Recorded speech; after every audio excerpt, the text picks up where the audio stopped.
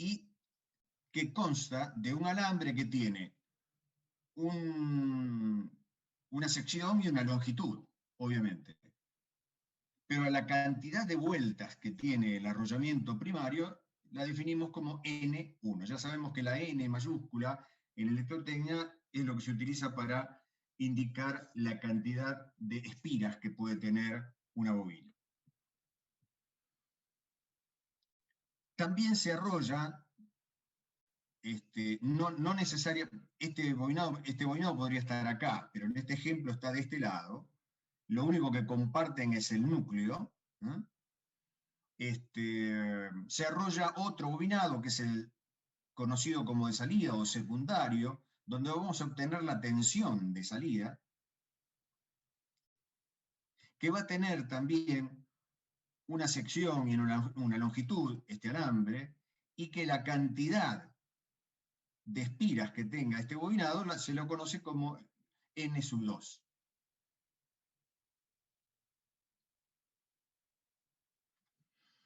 Este bobinado primario, Profe, al me queda una duda. recibir... ¿Cómo? A mí me queda una duda. Dale. La relación, la interconexión eléctrica que hay entre ambos dos, que dice que es solo electromagnética, o sea que las láminas que está, el ferromagnético que está en el medio no genera conducción. No entendí eso, la verdad. No. Entre este bobinado y este bobinado, eléctricamente no hay absolutamente nada. No se tocan para nada. Lo único que los vincula es el flujo magnético que se concentra en el núcleo donde están arrollados los bobinados. Ahora voy a decir esto, a lo mejor te queda un poco más claro.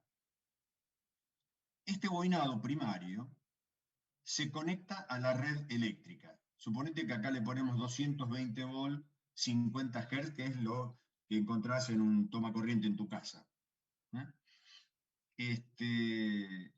Por esta bobina va a circular, o sea, al aplicarle una tensión aquí, esa tensión dividida la resistencia óhmica que presenta la bobina,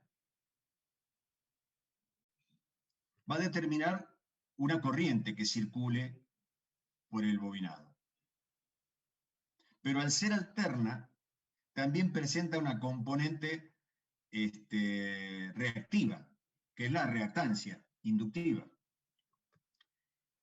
Esas dos magnitudes que se miden en ohms, tanto la resistencia óhmica pura por el cobre, el coeficiente de resistividad ρ por la longitud sobre la sección del alambre, me da un valor de resistencia óhmica, que no depende de la frecuencia. Y tenemos XL, que es el que conocemos como reactancia inductiva, que sí depende de la frecuencia. 2pi por la frecuencia por el coeficiente de autoinducción. 2pi FL, ¿se acuerdan? Para ver si les suena la frasecita. Entonces, esos dos elementos, cuyo efecto se mide en términos de resistencia óhmica, ¿sí?, generan, al usarlo como cociente de esta tensión, generan una corriente que va a estar circulando por este bobinado. ¿Eso está claro?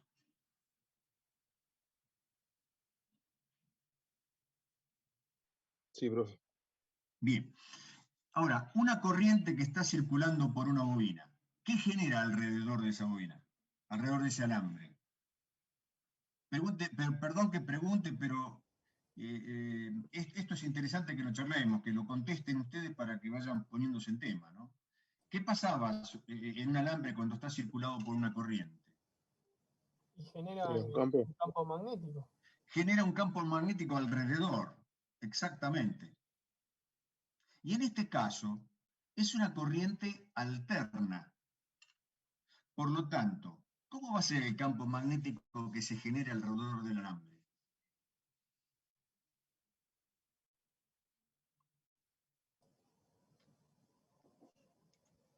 ¿Cómo va a ser? ¿En qué sentido, profe? Vamos de nuevo. Olvídense que es corriente alterna. Simplemente para clarificar las cosas. Supongamos que aquí coloco continuo. Una pila. O sea, lo que usted decía antes es que al ser alterna, el campo va a cambiar de norte a sur y por ende va a suceder lo mismo del otro lado. A eso se refería. Claro, va a ser un campo magnético Exactamente. variable. En cada vez en continua va a ser. Exactamente. Claro. Exactamente. Supongamos que en el semiciclo positivo se generó un norte aquí y un sur aquí. En el semiciclo negativo habrá un sur aquí y un norte aquí, porque habrá cambiado, porque cada 10 milisegundos cambia el norte del lugar. ¿Está claro? Porque en la corriente 10 milisegundos va para un lado, en los otros 10 milisegundos viene para el otro. Por eso la frecuencia es la misma en el bobinado secundario, ¿no es cierto? Claro, exactamente. Ahora, déjame llegar hasta ahí. Está muy bien lo que decís, pero déjame llegar. Ese campo magnético, en cualquier bobina, ¿dónde se concentra? En el centro del alambre. En el interior de la bobina. Exactamente. Y si se concentran en el interior de la bobina, si dentro de la bobina hay un núcleo magnético, al ser material ferromagnético, concentra todas las líneas de fuerza de ese campo electromagnético generado por la corriente alterna. Y ese campo electromagnético va a constar de un flujo. Flujo, recuerden que es la cantidad de líneas de fuerza por unidad de superficie que habíamos visto, ¿no es cierto? Que se medía en Maxwell, ¿no? Algunos dicen en alguna otra unidad, pero generalmente en Maxwell. Entonces, ese flujo magnético se va a desarrollar por todas las láminas del material ferromagnético. O sea que el flujo magnético que hay aquí va a ser el mismo que hay aquí y va a ser el mismo que hay por aquí. ¿Me siguen hasta ahí? Sí, profe. Y ese flujo magnético, cada 10 milisegundos, va a cambiar de sentido. Durante 10 milisegundos va a ir para allá, durante 10 milisegundos va a volver, y así va a ir y volver. Ahora yo pregunto, ¿qué pasaba en una bobina cuando el flujo magnético cambiaba de dirección o cuando el campo magnético cambiaba de norte a sur permanentemente? ¿Qué pasaba en la bobina? Inducía una fuerza electromotriz. Bravo, exactamente. Entonces, acá estamos en esa situación. Hay una bobina quietita en el seno de un campo magnético variable.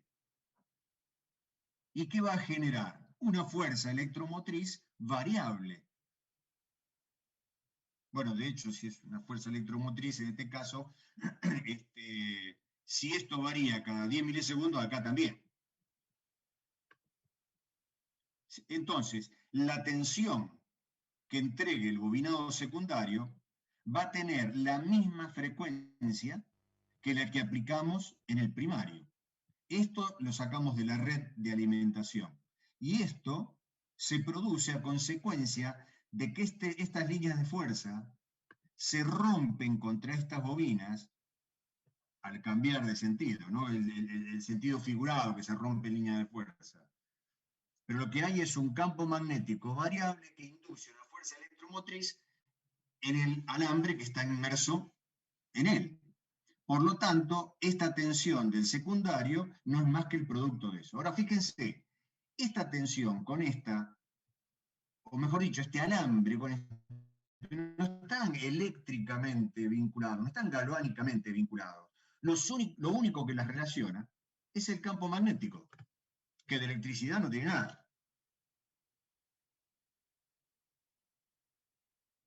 Pero esta tensión va a ser función de la que yo aplique a la entrada. ¿Se ve?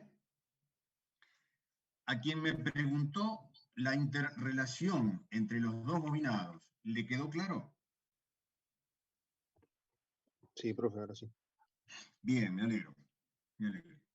Bueno, esta es un poco la idea del funcionamiento del transformador. ¿Mm? Repito, un bobinado primario conectado a la red de alimentación, un bobinado secundario que va a corresponder con una tensión de la misma frecuencia que tenemos en el primario. Ese primario va a generar un flujo variable que va a ir y venir en función de la frecuencia y que va a generar una fuerza electromotriz en el bobinado secundario cuya frecuencia va a ser coincidente con la de la primaria, la del primario.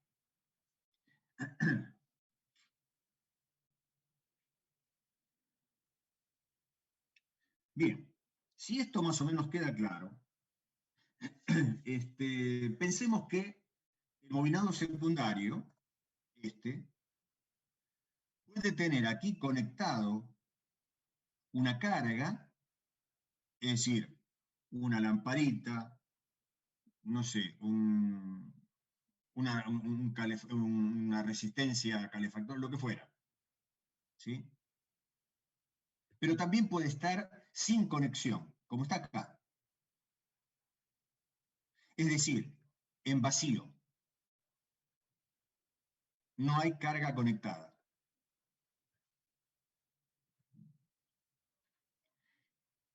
Entonces, cuando el secundario está en vacío, es decir, cuando está circuito abierto,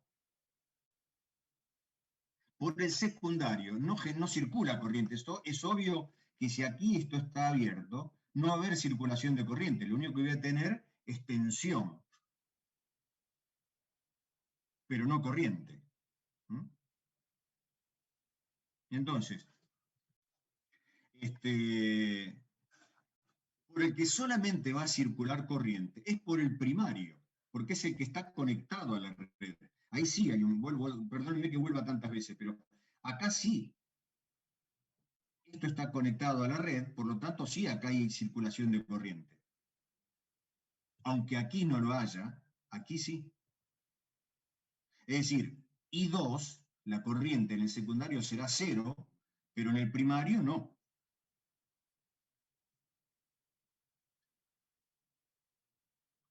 ¿Se ve? Bien. La situación es esta. Este es un símbolo simplemente del transformador, ¿no? Cuando tiene estas dos rayitas en el medio es porque significa que es un núcleo ferromagnético laminado. Puede ser otro tipo de núcleo o puede tener núcleo de aire también, ¿no? Entonces, esta es la fuente de alterna función del tiempo que le aplicamos al bobinado primario, que tiene N1 como número de espiras. Por lo tanto, aquí, en función del número de espiras y del tipo de alambre, caerá esta tensión E1.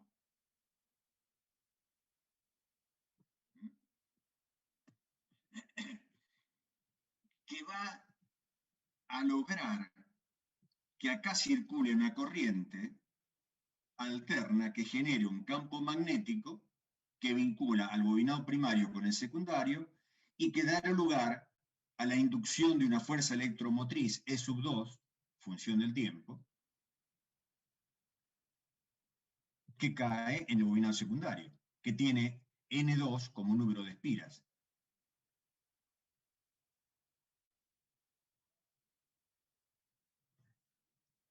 Bien. Según la ley de Faraday, Michael Faraday, que fue quien analizó, quien estudió, quien determinó la presencia de una fuerza electromotriz inducida,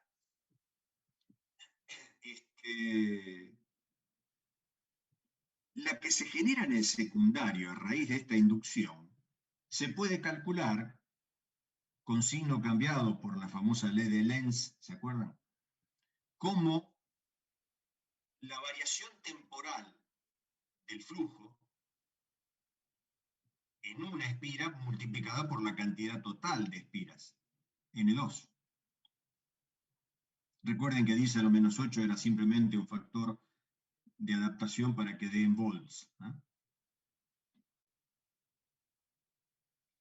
De nuevo, la fuerza electromotriz inducida en el secundario, según Faraday, es la variación temporal del flujo con signo cambiado por ley de Lenz, porque se opone a la causa que le da origen, pero eso es en una espira. Entonces, para que yo me dé lo que da en el total de espiras, lo multiplico por el número de espiras. Ahora, si no tenemos aquí consumo ninguno, es decir, el bobinado secundario está en vacío, no circula corriente, por lo tanto la corriente I2 de T será cero. Recuerden, cuando un instrumento, cuando un dispositivo eléctrico está en vacío, significa que no tiene consumo ninguno, no tiene conectada ninguna carga. Es decir, se ve como que aquí hubiese conectado entre este punto y este una resistencia de valor infinito.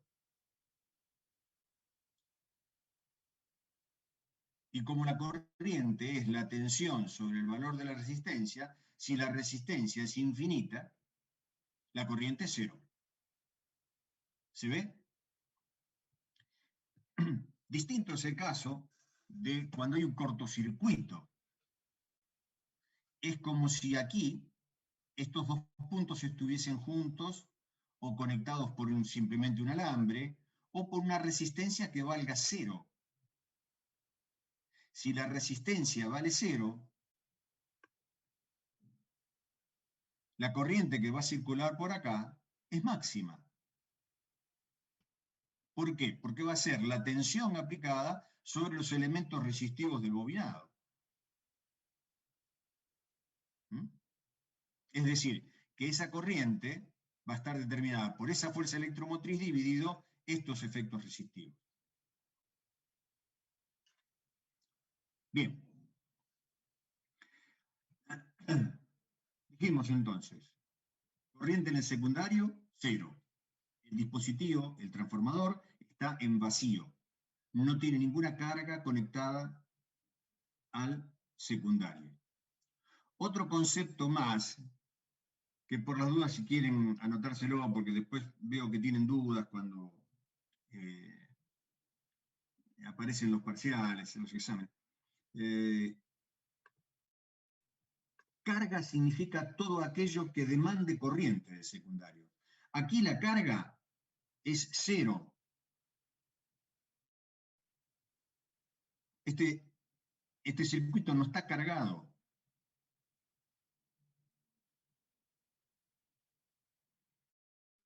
Todo lo que demanda corriente, dijo, profe. ¿Perdón? Dijo que la carga significa todo lo que demanda corriente en el circuito 2. Todo lo que demanda corriente, todo lo que implica que la corriente circule.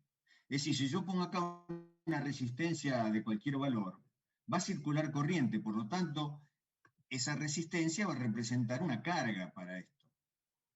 Si la resistencia es muy grande, como cuando está así, abierto, la carga es cero.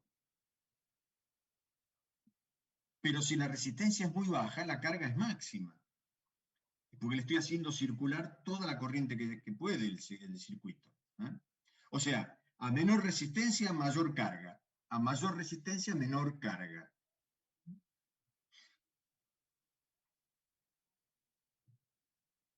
Bien, dijimos que en estas condiciones, con el bobinado secundario en vacío, solamente circula corriente por el bobinado primario por el simple hecho de que está conectado a la red de alimentación. Es decir, acá abre una corriente en el bobinado primario. Ahora, esta corriente en el bobinado primario, por ahí lo podríamos llamar I1 porque es del primario, pero como en realidad es una corriente que circula en estas condiciones porque el transformador está en vacío, A esa única corriente que circula por aquí en estas condiciones se la llama corriente de vacío, es decir, I0 de T. Es una corriente muy pequeña en términos de magnitud.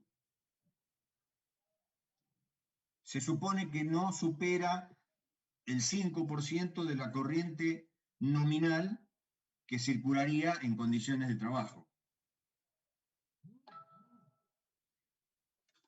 Y esa corriente tiene dos componentes.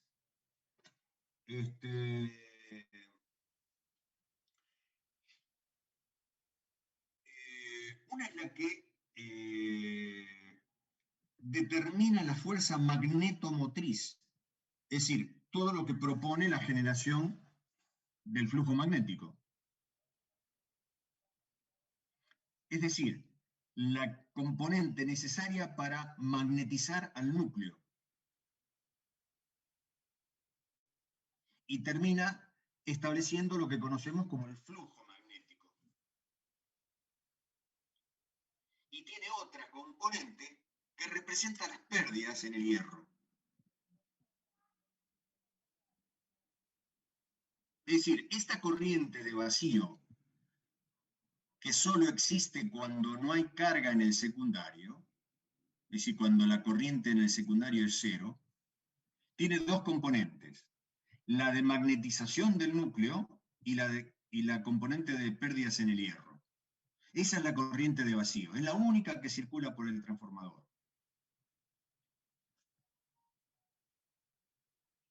Quiere decir que esa corriente la podemos expresar como la suma de la corriente de pérdidas en el hierro más la componente magnetizante. ¿Mm? Disculpe, profesor, Sí, te ¿me escucho. escucha? Sí. Claro. ¿Las pérdidas en el hierro están dadas por la permeabilidad magnética o eran, como estábamos hablando antes, en las clases anteriores? Las pérdidas en el hierro fundamentalmente son las pérdidas por Foucault, y algo de permeabilidad magnética también existe. Porque no todos los núcleos son del mismo tipo de material. Bien, y con respecto al flujo, después vamos a hacer un apéndice especial para las pérdidas en los transformadores. Así que no se preocupen ahora si eso si les falta algún dato ahí con respecto a eso. Lo que pasa, no quiero seguir avanzando para llevar un orden, pero pregunten tranquilos, en la medida que se puedan decir las cosas se dicen. Bien, y el flujo, acuérdense que es la cantidad de líneas de fuerza que atraviesan el plano normal a las líneas de fuerza, ¿no? Por lo tanto, para generalizar cualquiera sea la posición que tenga el plano que atraviesa la línea de fuerza, se multiplica el flujo máximo por el coseno del ángulo que presenta el plano. Y ese ángulo será la velocidad angular multiplicada por el tiempo. Omega por tiempo. Eso ya lo vimos en su momento, ¿no? Bien. Vamos a meter ahora, entonces, la expresión esta del flujo en la ecuación que representa la fuerza electromotriz que se induce en el secundario.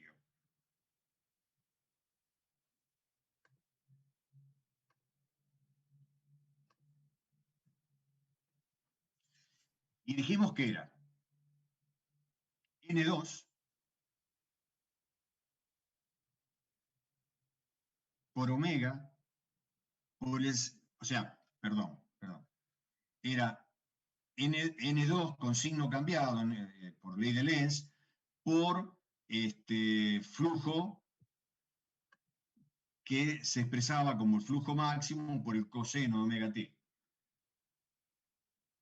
Es decir, por la derivada de este flujo respecto del tiempo. La derivada, a ver, vamos de nuevo para no marearnos, es esta. Signo cambiado por ley de Lenz, el número de espiras y la variación temporal del flujo. Si este flujo lo reemplazamos por esta expresión, que está acá, nos queda la derivada del flujo máximo del coseno, la derivada del coseno, porque el flujo máximo como tal sale fuera de la derivada, por ser constante. Entonces, nos queda una expresión como esta. Quizá no sea la más feliz esto, en realidad, después lo corrijo y voy a traer la otra expresión para que quede claro de dónde sale. Pero queda claro entonces que viene de reemplazar en esta expresión el flujo por la proyección, que es flujo máximo por el coseno de omega t. El flujo como constante sale de la derivada, entonces me queda la derivada del coseno. Y la derivada del coseno es menos el seno, con lo cual me hace positivo este signo. Y por la derivada de esto respecto al tiempo, que es omega. Entonces nos queda N2 por omega, por el flujo máximo, flujo al fin y al cabo, por el seno de omega t. Y esta es la expresión, o la matemática, digamos, de la ley de Faraday para la fuerza electromotriz que se induce en el secundario. Ahora, está claro que como depende de una función trigonométrica como el seno, habrá un valor del seno, o habrá un ángulo para el cual el seno va a valer 1, que es la máxima expresión que puede tener el seno. Ustedes saben que el seno varía entre 0 y 1. Entonces, cuando el seno de omega t vale 1, estamos frente al máximo valor de la fuerza electromotriz inducida.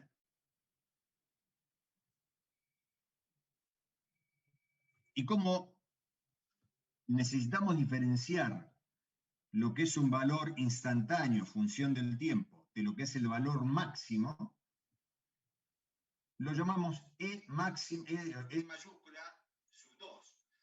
¿Por qué así? Y porque en realidad el valor máximo coincide con el valor de continua, con la componente continua de la función.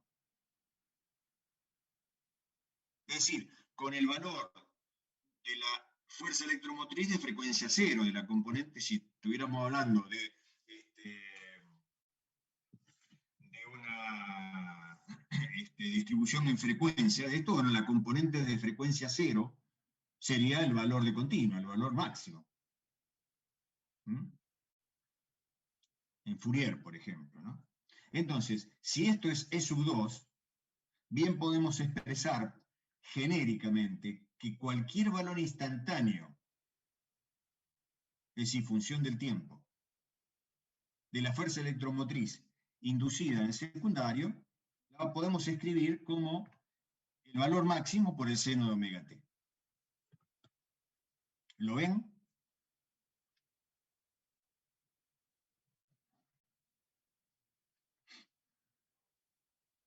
En términos de ello, en el primario también se establece una fuerza electromotriz.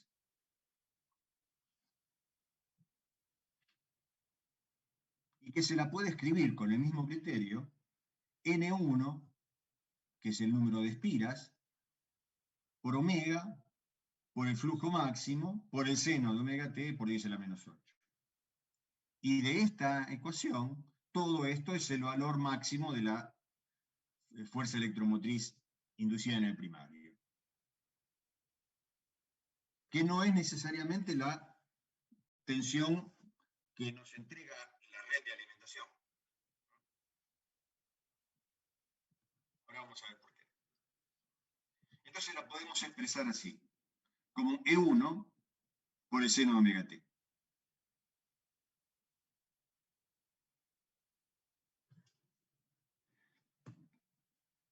Ahora, dijimos que tanto E1 en mayúscula como E2 mayúscula representan los valores máximos y los valores de la componente continua de esa función. ¿Puedo volver atrás un segundo, profe, a la línea anterior? Listo, gracias, profe. No, por nada. Bien, entonces, bien podemos decir que E1 la podemos escribir como N1 por omega por phi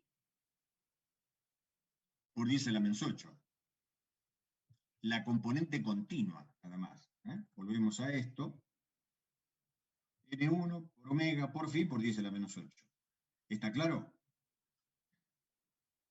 Y obviamente E2 es lo correspondiente. N2 por la velocidad angular, por omega, 2pi por la frecuencia, lo que fuera, como le quieran llamar, por el flujo, por 10 a la menos 8. Y si ahora consideramos hipotéticamente un transformador ideal, una máquina ideal, cuando hablamos de ideal es que no tiene pérdidas, que el rendimiento es 1, 100%. Quiere decir que el cociente entre ambas tensiones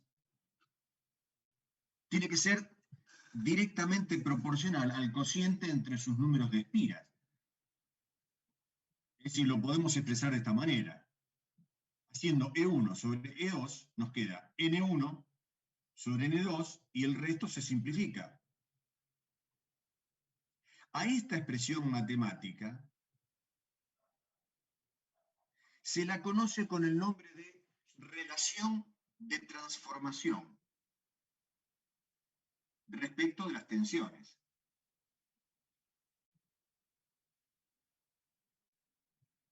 Y se la conoce con la letra K. Y esto es lo que se utiliza para determinar si un transformador va a ser incrementador de la tensión de salida o reductor de la tensión de salida, o si simplemente va a ser un adaptador o un separador galvánico de la cosa. Ahora vamos a ver de qué se trata.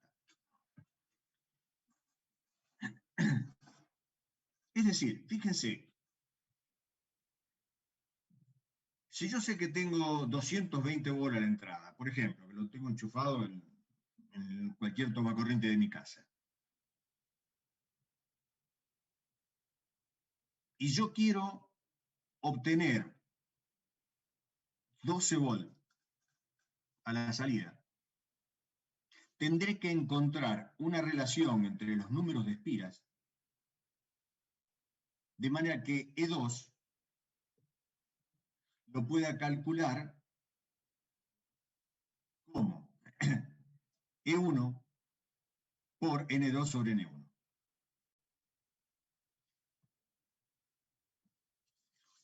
No sé si quedó claro. Es decir, de esta expresión, si yo quiero que la tensión de salida sea menor que esta,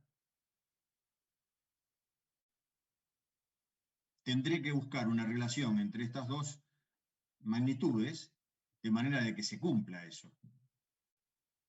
Si yo simplemente necesito que la tensión de salida sea mayor que la de entrada, buscaré una relación entre estas dos de manera que la tensión de salida termine siendo mayor que la de entrada. Y si por caso solo necesito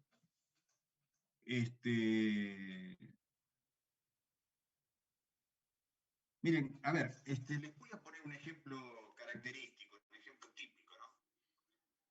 Muchas veces habrán entrado ustedes o entrarán en algún taller mecánico y ven que los talleristas usan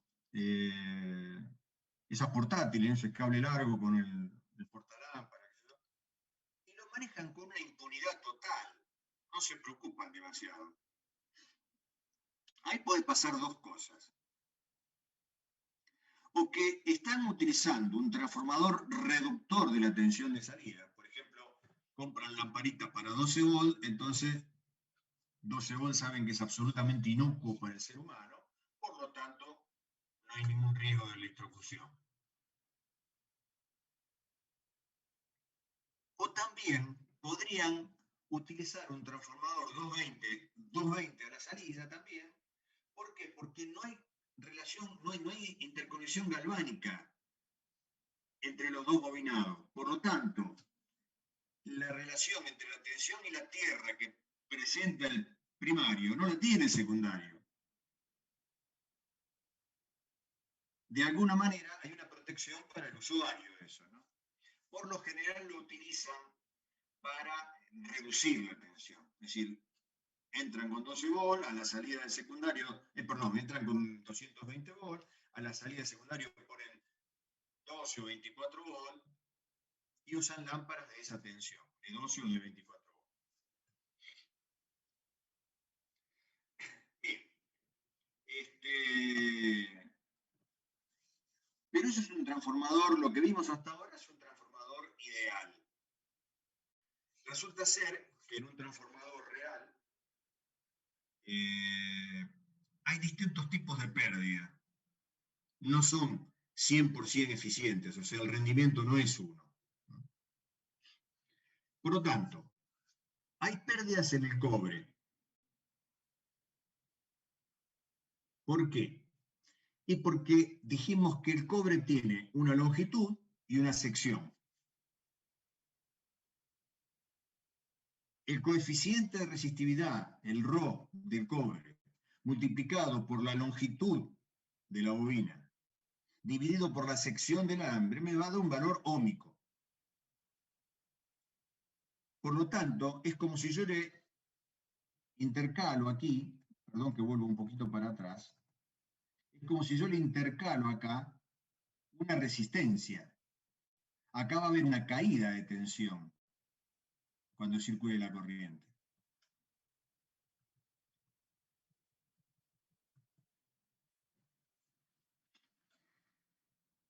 Luego, con respecto al núcleo magnético, es un material ferromagnético por lo general, no en el 100% de los casos, pero generalmente es un núcleo ferromagnético. Ahora, no todas las líneas de fuerza quedan concentradas en el núcleo magnético. Muchas hay dispersas, porque no se llegan a cerrar. ¿Se acuerdan cómo era en una espiga?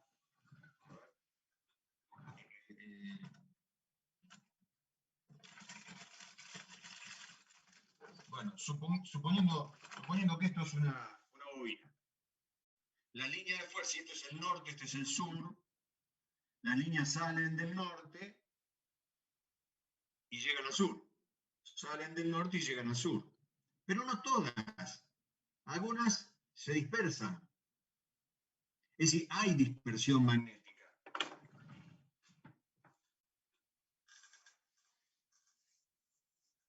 Por lo tanto, no hay un 100% de líneas de fuerza que estén determinando la autoinducción en los bobinados.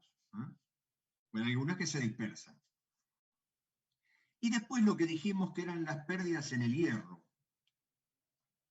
una de las cuales es la estéresis.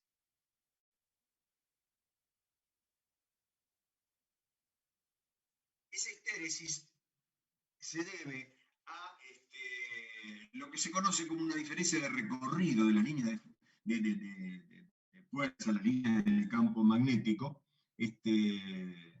cuando circulan en distintos sentidos cada medio ciclo, o sea, independientemente de la frecuencia, cada medio ciclo van a circular para el otro lado.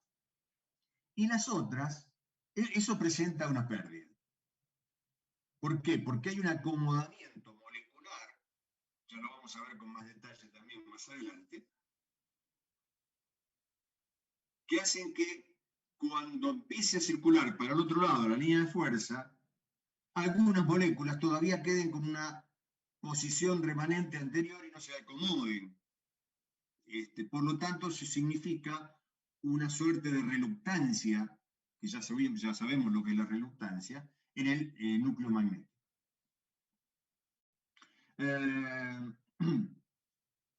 Y la otra pérdida en el núcleo de hierro son las corrientes de Foucault,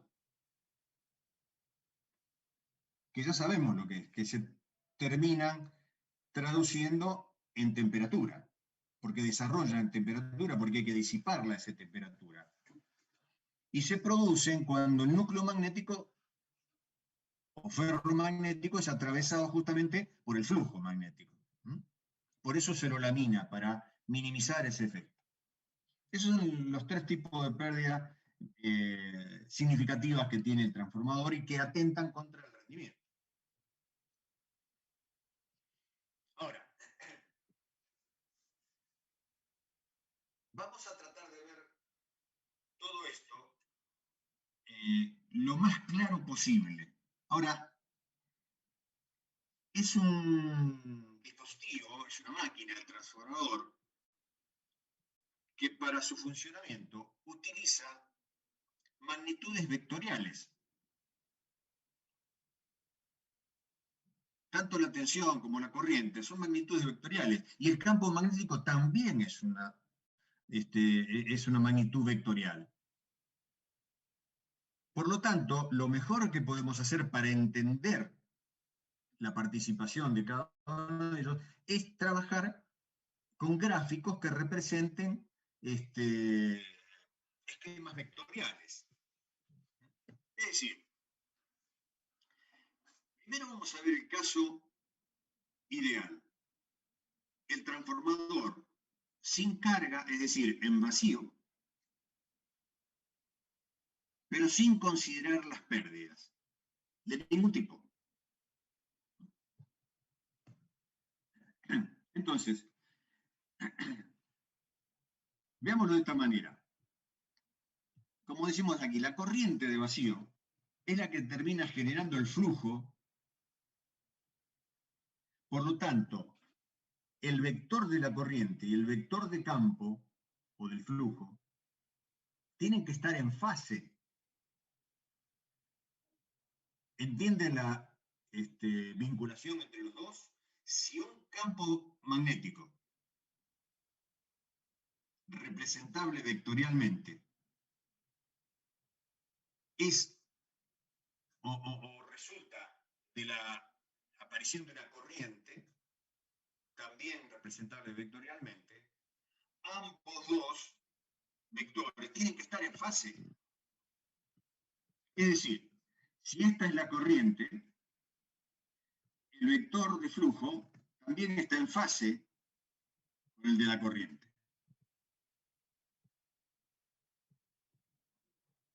Ahora, este flujo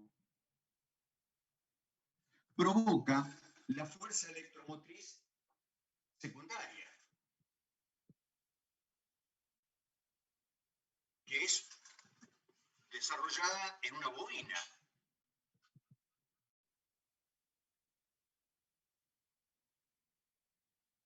Ahora, esa fuerza electromotriz tiene un desfasaje con respecto al flujo de 90 grados,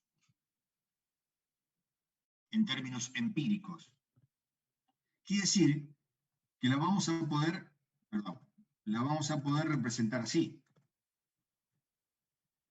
¿Ah? A 90 grados, esta es la tensión en el secundario, a 90 grados de flujo.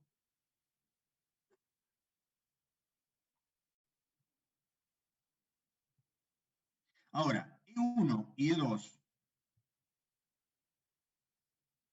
están vinculadas a través de la relación de transformación. Y en la relación de transformación termina siendo un número, K, ¿se acuerdan? En realidad es un número.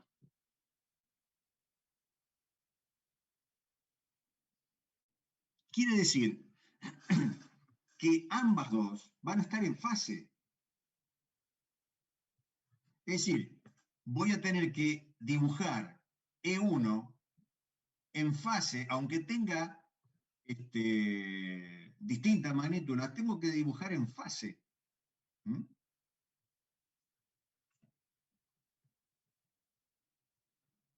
¿Se ve? Entonces, repitiendo. Esto es la corriente de vacío, la única que hay en el transformador cuando no hay carga conectada en el secundario. Esta corriente determina la aparición de un flujo magnético.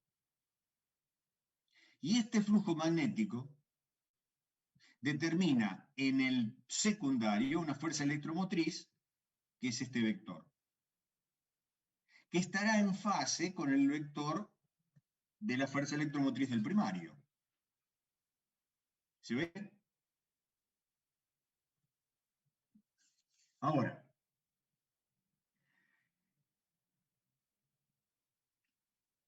para que haya lugar o para que exista la fuerza electromotriz en el secundario y la fuerza electromotriz en el primario, tendré que proveer una tensión de alimentación que es la que saco de la red. ¿Por qué? Porque como en toda máquina eléctrica, se tiene que cumplir la segunda ley de Kirchhoff, que era la suma de las tensiones, de las caídas de tensión, tiene que ser igual a la tensión aplicada. Por lo tanto, para compensar las tensiones estas, tendría que aplicar este vector B1. ¿Se entiende la relación?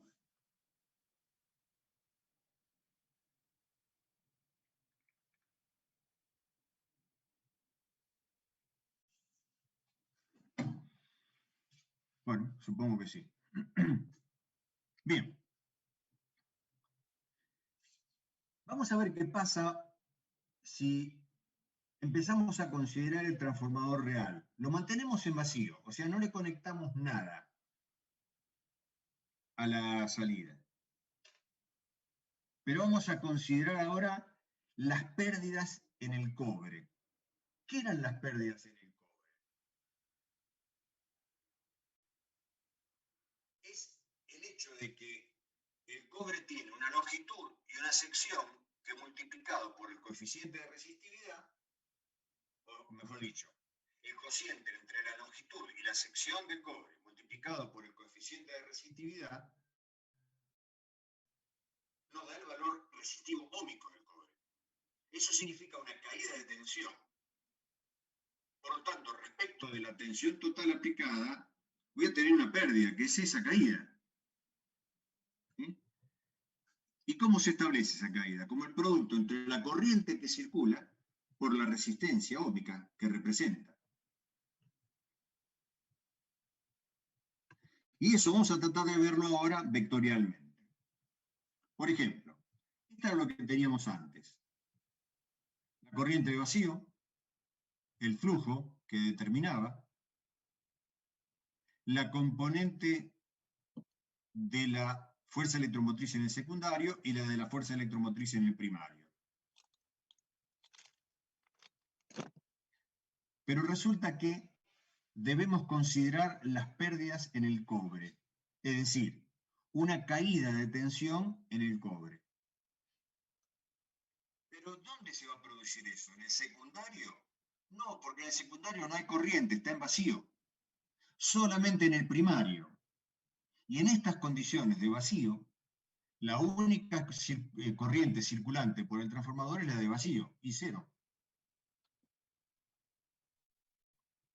Quiere decir que esta corriente y su cero, la corriente de vacío, multiplicada por el valor óhmico del cobre, me va a dar una caída de tensión en la bobina, óhmica. Pero como no depende de la frecuencia,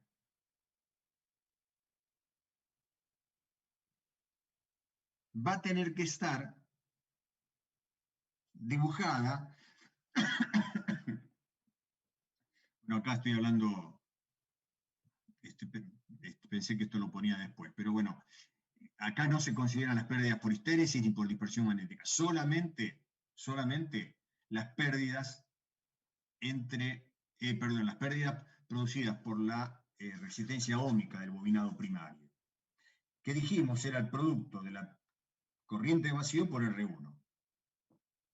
Y que como R1 no depende de la frecuencia, o sea, no es reactiva, es absolutamente pasiva, es decir, es lineal, va a tener que estar en fase, porque esto es si se quiere, un escalar. Por lo tanto, va a tener que estar en fase con la corriente de vacío. Ahora, si esta, voy a dibujar de este lado, voy a proyectar E1 como negativa de este lado. Entonces, a 90 grados de esta, voy a dibujar la componente de la pérdida en el cobre, que tiene que estar en fase con la corriente de vacío. Porque, repito, esto es una resistencia óhmica, no es reactiva para nada.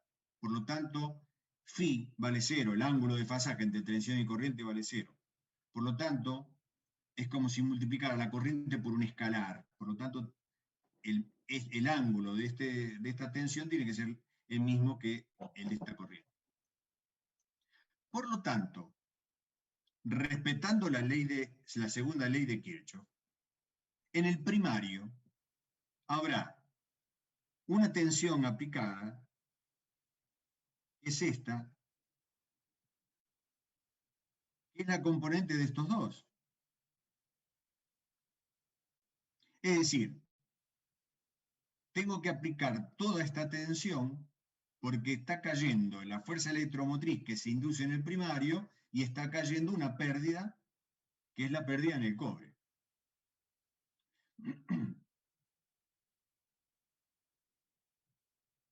Quiere decir que en el primario tengo una tensión aplicada, que es B1, que tiene un ángulo de desfasaje con la única corriente que está circulando por el primario, que es la de vacío, y que coincide con lo que ocurre en toda bobina. La tensión adelanta a la corriente. ¿Cuánto? Y un ángulo phi. Fíjense, si no hubiera pérdidas, B1 está a 90 grados de 0, o sea, phi vale 90 grados. Ahora, veamos qué pasa si nos mantenemos con el transformador en vacío, es decir, no conectamos carga ninguna, pero consideramos las pérdidas que ya conocimos, las pérdidas eléctricas. Sí, te escucho. Nada, profe. Las pérdidas en el cobre y las pérdidas por dispersión magnética.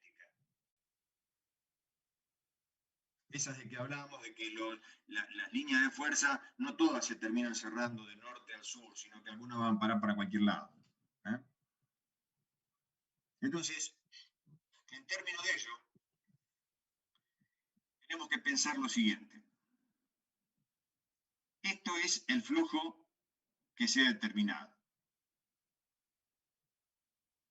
Esta es la tensión o la fuerza electromotriz del secundario, y esta es la componente inversa, o sea, el vector con signo cambiado de E1.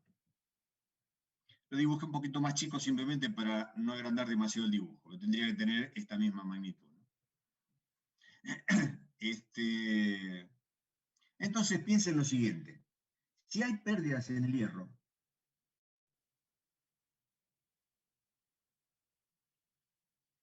la corriente de vacío se va a mostrar como realmente es como compuesta por dos parciales. Una, la magnetizante, que es la que determina la existencia del flujo magnético, y la otra, la que está destinada a absorber las pérdidas por histéresis. Y por Foucault, por supuesto. Que son lo que se llaman las pérdidas en el hierro, ¿no?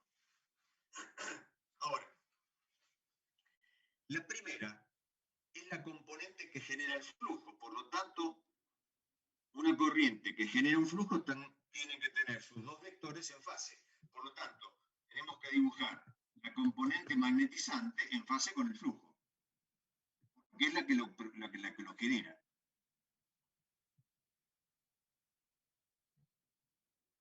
Y la otra componente de la corriente de vacío está a 90 grados de esta.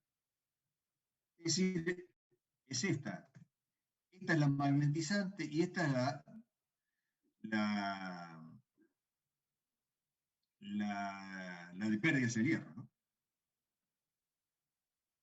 Quiere decir que estas dos me determinan vectorialmente, la suma vectorial de estas dos me determina la corriente de vacío.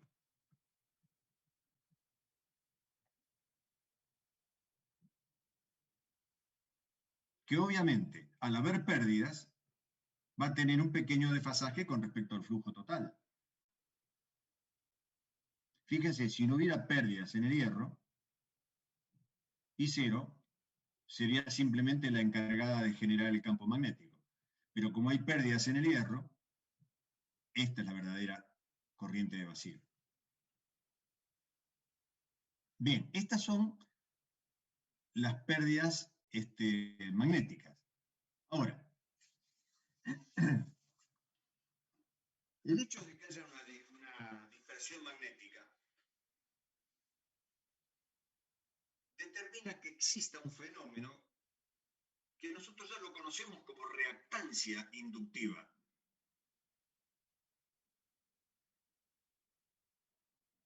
Que está generando ese fenómeno o que se genera por la dispersión de esa línea de fuerza. Entonces la vamos a llamar reactancia inductiva de dispersión o reactancia inductiva del bobinado primario, XL1. ¿Qué es un valor óhmico? Quiere decir que la corriente I0 atravesando este efecto inductivo, este efecto reactivo inductivo, va a generar una caída de tensión. Que se la tengo que restar a la tensión que ya tengo, a la aplicada. Pero a su vez es una componente que está a 90 grados respecto del flujo o de la componente magnetizante que genera el flujo, que es lo mismo. Por lo tanto, lo vamos a dibujar así de esta manera. Esta es la componente que determina la caída óhmica pura, lineal, con la corriente de vacío. Y a 90 grados de esta, la componente reactiva, es decir, la caída de tensión en la bobina. Pero no en la bobina como tal, sino en el efecto inductivo de la bobina, en el efecto reactivo de la bobina. Este es el efecto lineal, el efecto del cobre, y este es el efecto reactivo. Quiere decir que en la tensión que tengamos que aplicar para compensar todas estas caídas va a ser esta ahora.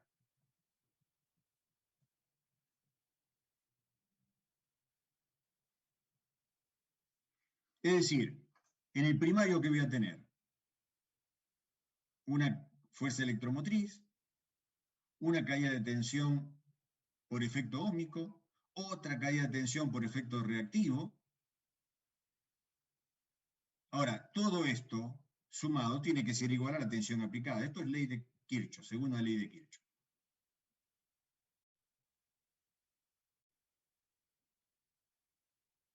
¿Se ve? Piensen que por ahora estamos hablando en vacío. Sí, profe, se ve. Bien.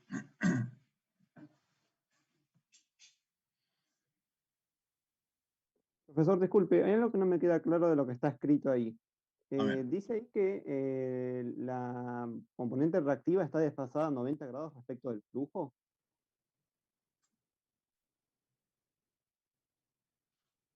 la componente...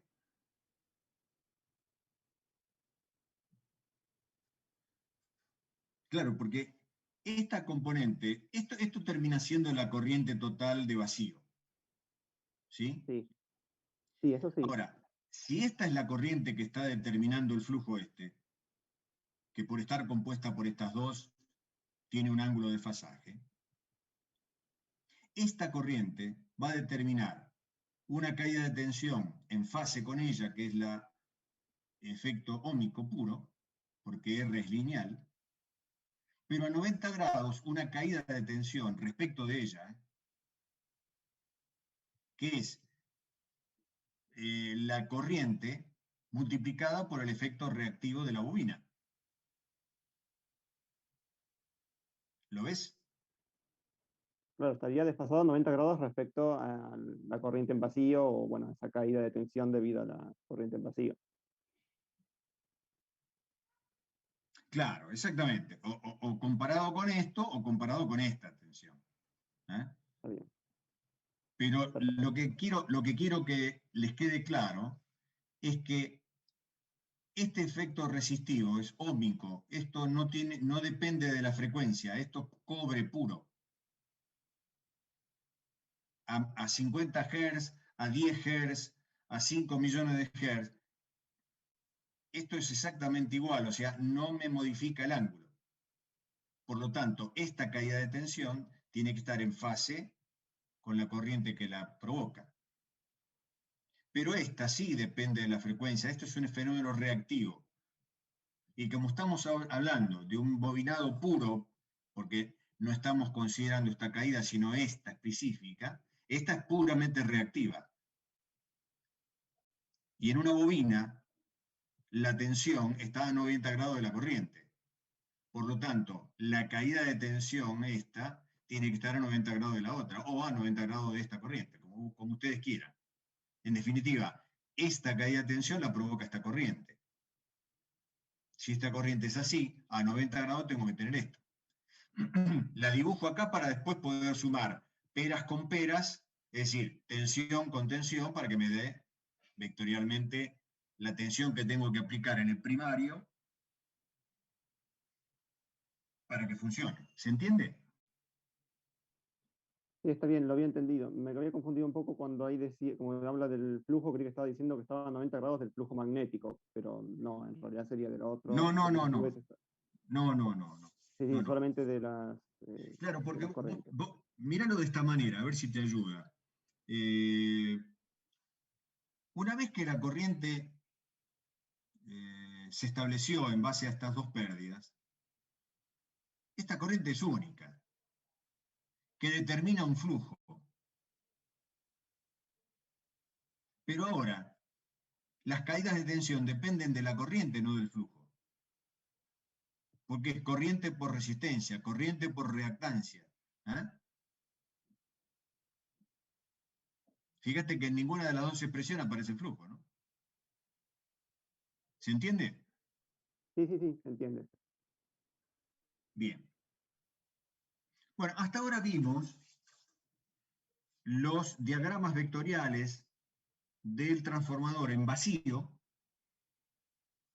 sin pérdidas, con pérdidas en el cobre y con pérdidas en el cobre y magnéticas, que es este que terminamos de ver ahora. Entonces, vamos a ver qué pasa cuando le aplicamos una carga, es decir, cuando el mecánico fue y le conectó la lamparita al transformador. ¿Mm? ¿Quién va a aparecer en escena? Les estoy preguntando a ustedes. La corriente de salida. ¿Cómo? La corriente en el segundo bobinado. Exactamente, la corriente secundaria. Es decir, la corriente en el bobinado secundario la vamos a llamar I sub 2. Y como es alterna, ponemos I2 de T.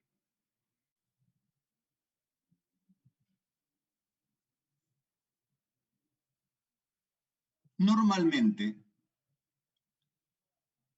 van a encontrar que le ponen ZL de impedancia, porque es una resistencia que puede estar compuesta por distintos elementos, ¿no? Pero bueno, oficia de resistencia de carga o impedancia de carga. Es el elemento que determina la circulación por el bobinado secundario. Es decir, ahora el transformador va a tener una carga con ZL. Acá puede haber un capacitor, una resistencia, una bobina, una mezcla de las tres. Por eso genéricamente se le pone ZL, porque Z es la denominación de impedancia. Mientras que existe la reactancia pura capacitiva y la reactancia pura inductiva. Y la resistencia. Entonces, al haber conectado una impedancia, si haber conectado una carga, va a aparecer una corriente en el secundario.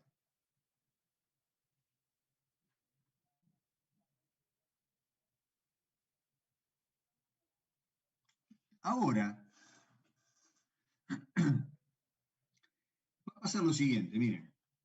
Por el bobinado primario, ya no va a circular más la corriente de vacío, porque ya no está más en vacío, ahora está en carga. Por lo tanto, a la corriente del primario no la podemos llamar I sub 0. La tenemos que llamar por su nombre verdadero, I1.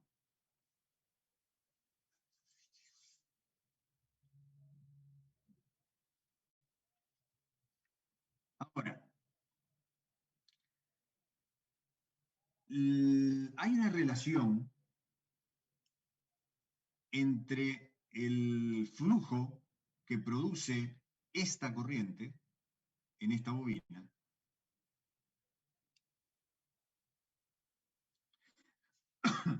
y la que produce esta corriente en esta otra bobina.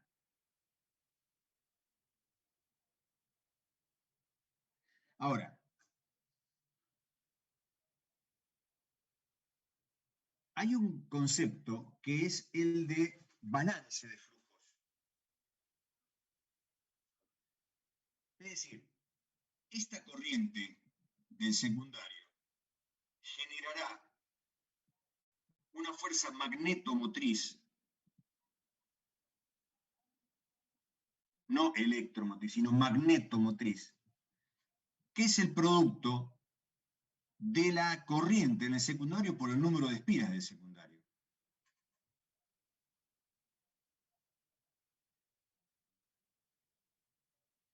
Quiere decir que esta I1 en el primario, como esta máquina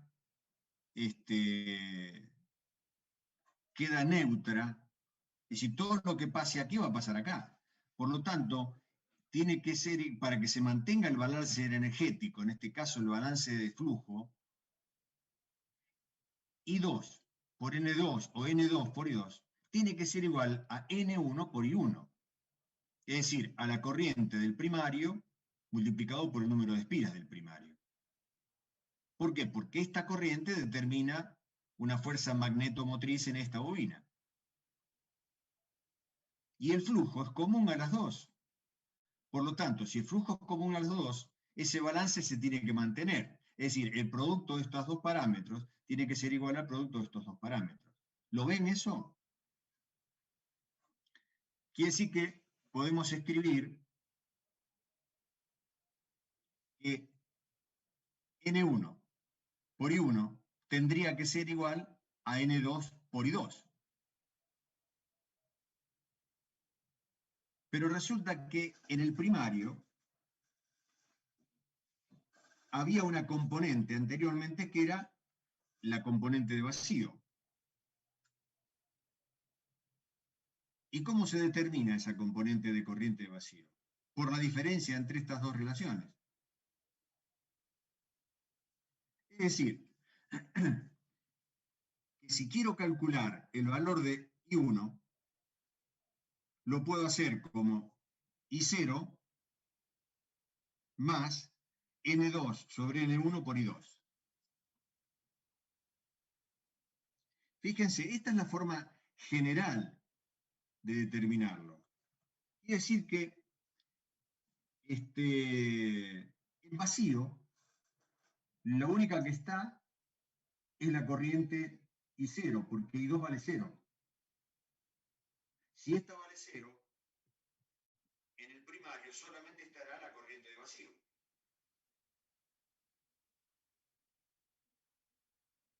Pero una vez que aparece la corriente en el secundario porque le conectamos una carga, esta componente empieza a reducirse. Quiere decir que esa corriente de vacío, una vez que aparece la carga, una vez que le aplicamos una carga, prácticamente se la puede considerar cero. Y fíjense, si la corriente de vacío es prácticamente cero al haber carga, la relación entre I1 e I2 es este cociente, N2 sobre N1. Es decir, podemos expresarlo de esta manera. Si traemos a I2 como denominador de I1 cuando esto vale 0, nos está hablando de una segunda relación de transformación, pero que tiene que ver con los amper vuelta del transformador.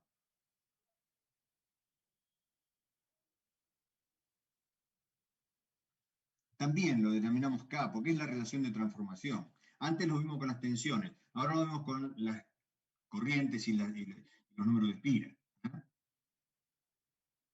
Quiere decir que lo que podemos hacer ahora es hacer un nuevo diagrama vectorial, pero con el transformador con carga y con todas las pérdidas que aparezcan.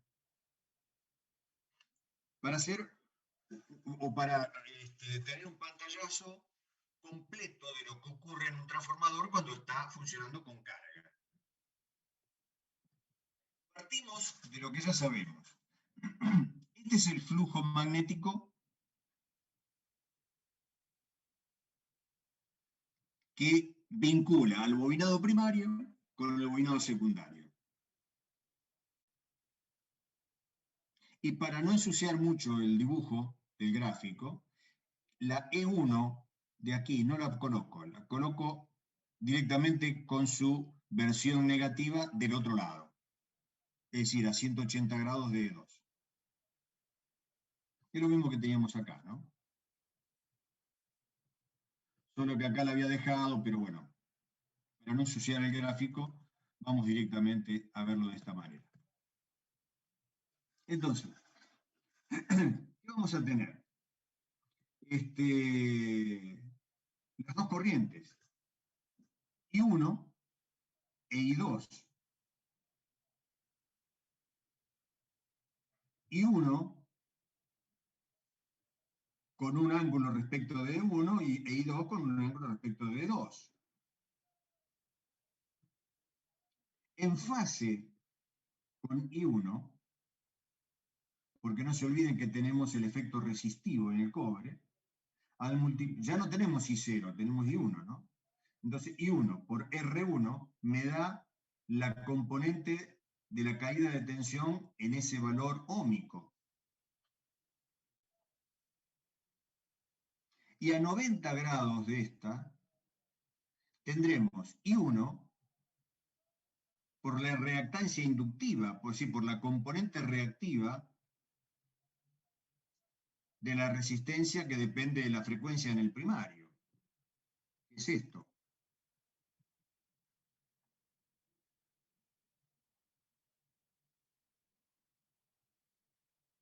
Por lo tanto, en el primario tendría que aplicar una tensión para que se cumpla la segunda ley de Kirchhoff que me compense este módulo, este y este. ¿Cuánto vale esa tensión que tengo que aplicar? Esto.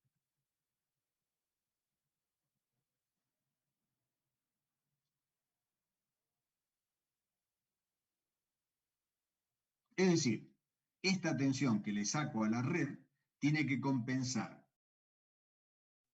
la fuerza electromotriz que se induce en el primario, más la caída óhmica, más la caída reactiva.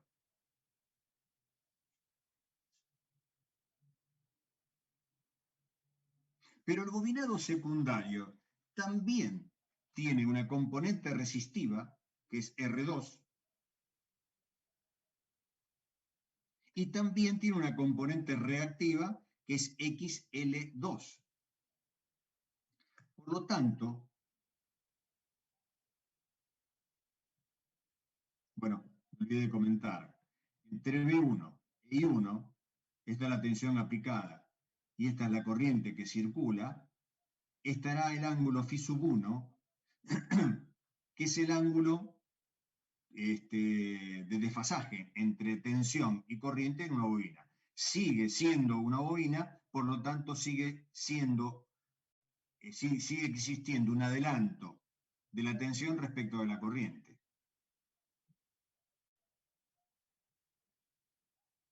Y veamos qué pasa en el secundario.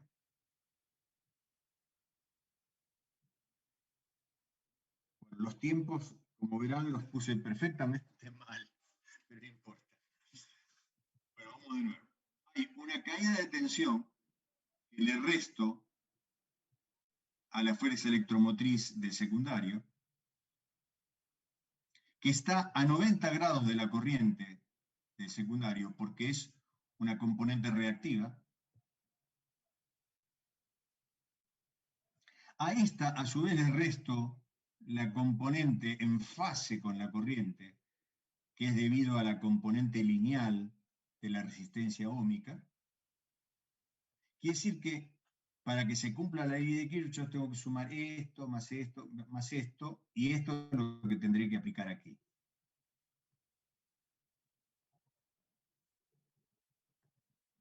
¿Mm?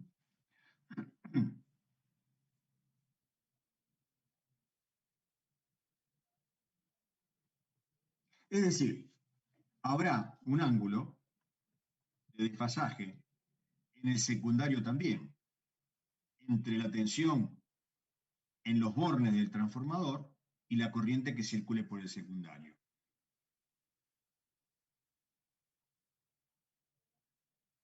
Ahora, ¿cuáles son los elementos que vinculan al primario y al secundario? Solamente el flujo y la frecuencia. No hay otra cosa.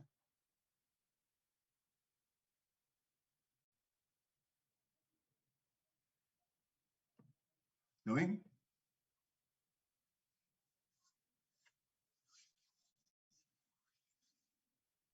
Sí, profe. ¿Alguna duda? ¿Algún punto a aclarar?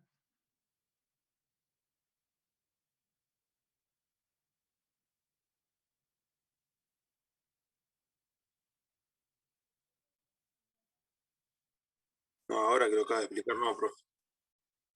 Perdón, no te entendí. ¿Cómo? Ahora que recién lo explicó, no. Ahora un par de días, no sé. Uh-huh. Bueno, entonces, esto sería el diagrama vectorial completo de un transformador con carga y con pérdidas. Tanto pérdidas en el cobre como pérdidas por dispersión magnética.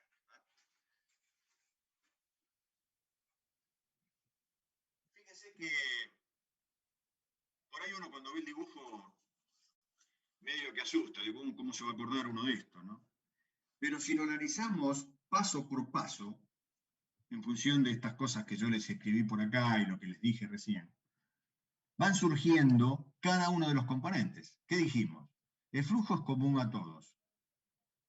Habrá una corriente en el primario y habrá una corriente en el secundario porque ahora está con carga. Ya I0 no lo usamos más, no existe más. Era tan chiquitita que prácticamente despreciable.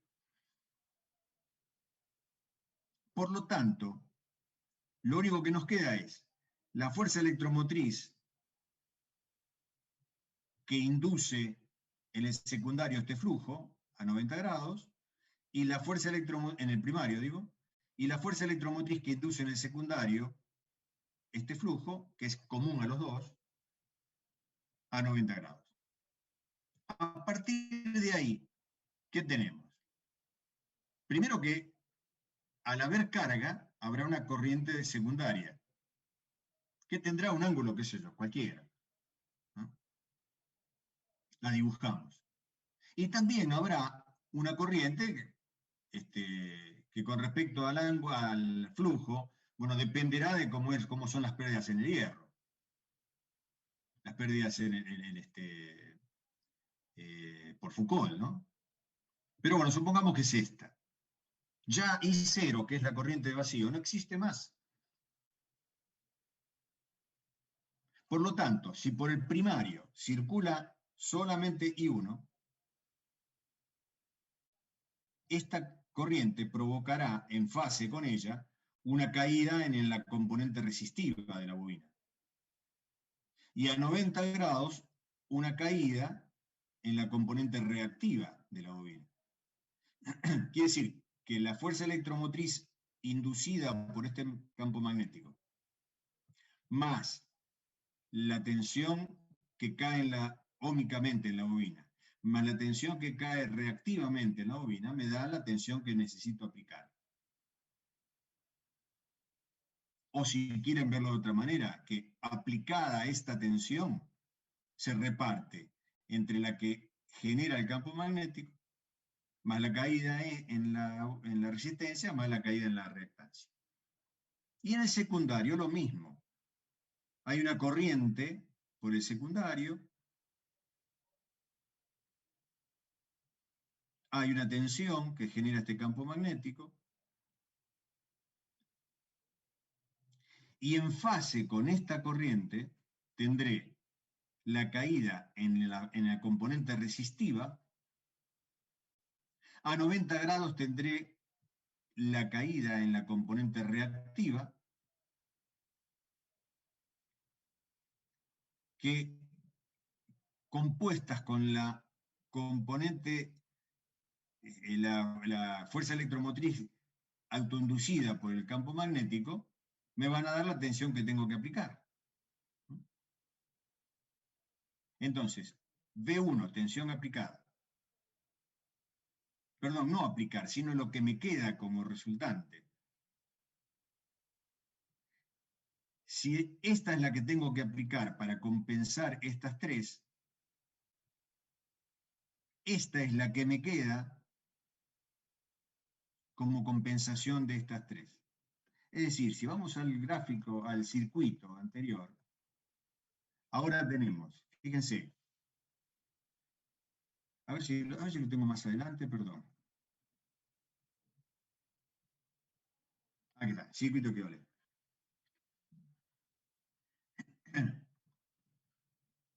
Veanlo de esta manera. Este es en rojo el primario. En azul, el secundario. La carga.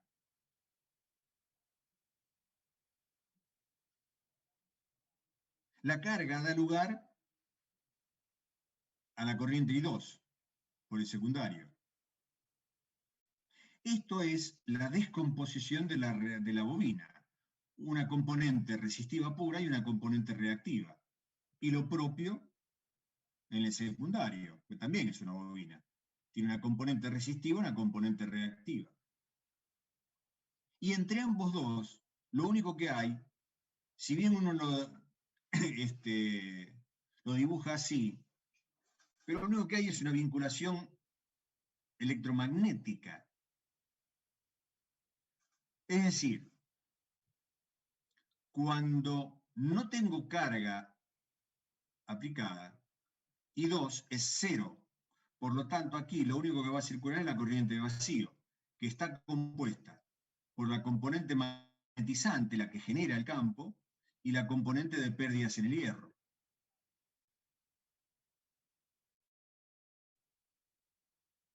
Y ese campo magnético determina que entre los bordes de la bobina se autoinduzca una fuerza electromotriz cuyo valor máximo es E1 entre los bordes de la bobina. Pero lo que yo conecto a la fuente de alimentación es una bobina completa, es decir, con la componente resistiva y la componente reactiva.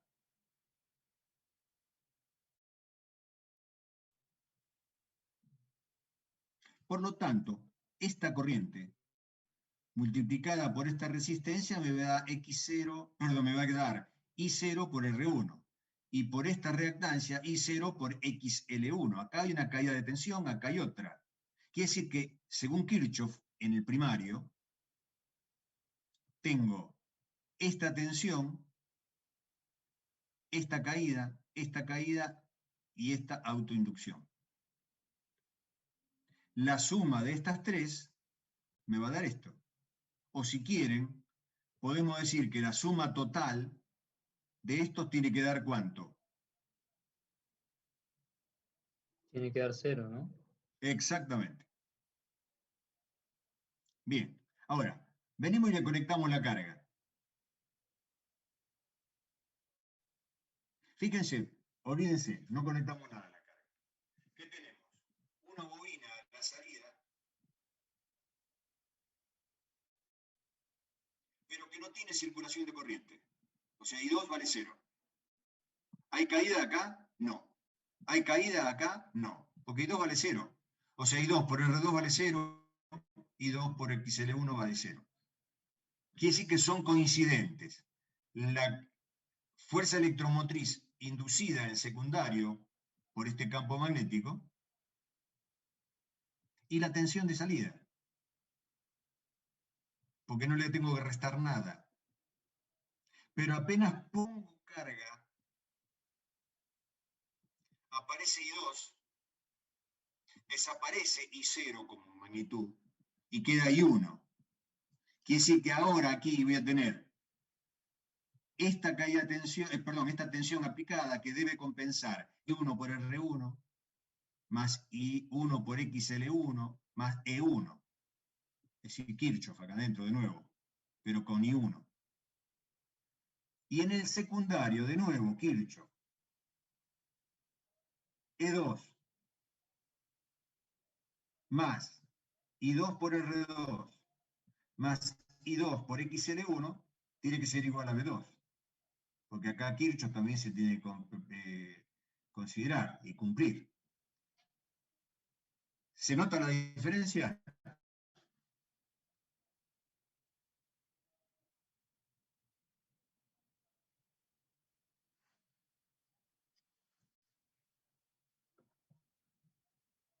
Bueno, parecería que sí, ¿no? Sí, profe. Bueno, son y cuarto. Les propongo un descansito hasta 1:30, ¿les parece bien? Sí. Buenísimo, profe. Ok. Voy a dejar de compartir y voy a suspender el video y obviamente el audio. Nos vemos 1:30.